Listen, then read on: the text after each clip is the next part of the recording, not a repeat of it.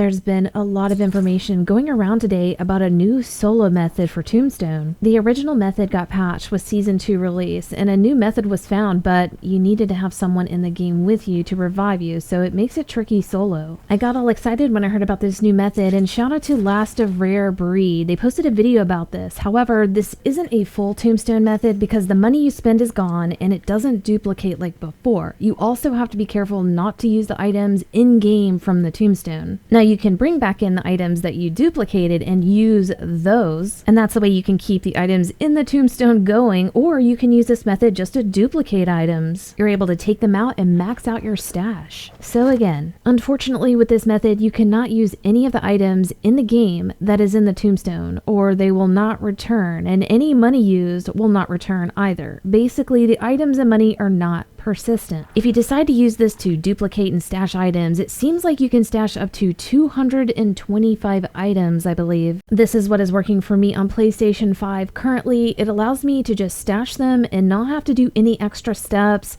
The theory is that this works because they are glitched, duplicated type items, but I'm not too sure. After stashing all the items that you left with, when you go back into the game, they will still be in the Tombstone, and the reason that is because you left with the items in a very specific way and didn't use them. I do think this method is really cool and super useful to build up your stash for when you need reserve items to create and set tombstones using the current method that requires another player to revive you. Also, I have a very good strategy video coming to make that method even faster and way more efficient. To do this method, you do not need a tombstone on the map. If you do have one, then definitely go and collect the items and the money and crumble the tombstone. Now, I don't know if you have to crumble the tombstone. I didn't test it, but there are people that are saying, yeah, you definitely want to do that, and you don't want to take any chances with anything interfering with this process. If you do not have a tombstone, then bring in all the items that you want to set into the stone and want to start duplicating. Again, the money is kind of an issue. If you can get someone to drop you $1 million, just know that whatever you spend, it does not return, but you will need 2,000 points to buy a tombstone perk.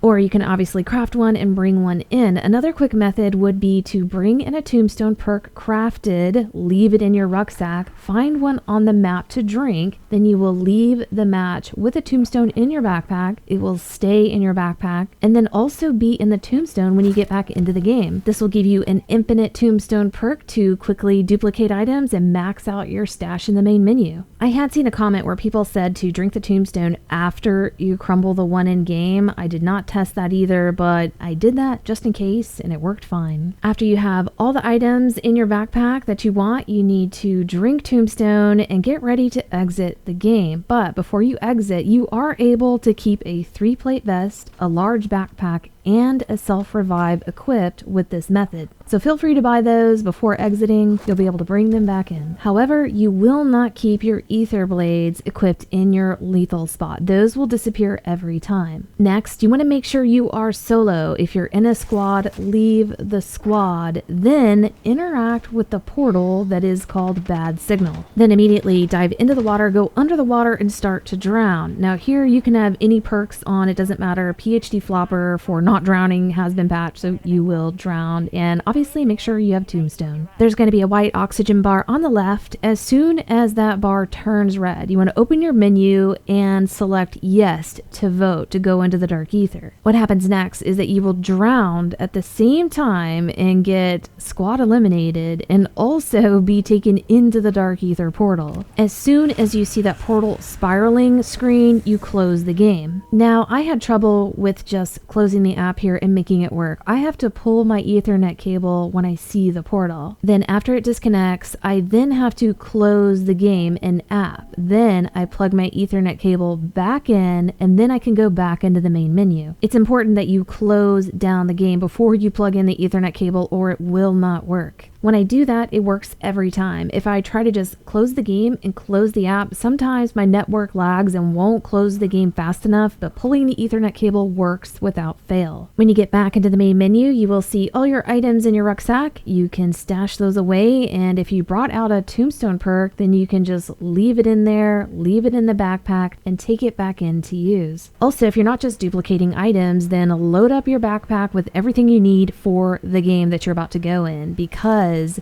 the items that you pull out of the tombstone, you're going to want to keep in your rucksack when you down and leave the game. You can make any adjustments you want to your rucksack right before you down and bleed out, but just know that those are the items you're going to be taking out, and those are the items that will be in the tombstone when you get back into the next game. When you go back into the game, your tombstone will be at the Orlov military base graveyard. When you open it, it will be all the items that you left the game with. Now just rinse and repeat. Make sure you don't use any of the items in the backpack, and then get and drink tombstone. If you have a duplicated tombstone perk, then use one of those and keep the other one in the backpack. Now head straight back to the bad signal and do it again, exactly like you did before. Just interact with the portal, dive into the water, and start drowning. Wait to see the oxygen bar go red, open the menu, and say yes to the vote. All of this timing here seems to be pretty easy and consistent, so don't worry about that. Then get ready to pull your Ethernet cable when you see the swirling portal screen, if you decide to use that method. And once you see that, pull your Ethernet and wait for it to disconnect. Then make sure you close the game and close the app before you plug your Ethernet cable back in, and then you can start the game back up and go back into the main menu. You can take a chance on just closing the app, but personally I do not, and I'm not sure the timing for PC. If you guys have tried it and know, you can comment down below to help others. From here, same thing, you go into the menu and you'll find all your items in your backpack that you can stash, and then head back into the game and you'll find your tombstone again at Orlov Cemetery. And when you open it, all your duplicated items will be there. And whatever money you left with when you drowned and left the game is what will be in that tombstone. You can do this as many times as you would like until you can no longer stash items. And again, I can hold 225 items total for PlayStation 5, but I'm not sure about Xbox or PC. Also, you will lose your insured weapons this way, so if you're just duplicating, obviously just don't bring anything in. You're literally just running to grab your tombstone and then leaving through the bad signal, so you're not even in the map for very long. Please comment down below and let me know how many items you guys have been able to stash and what console you're on. And just to show you how sketchy it is for me to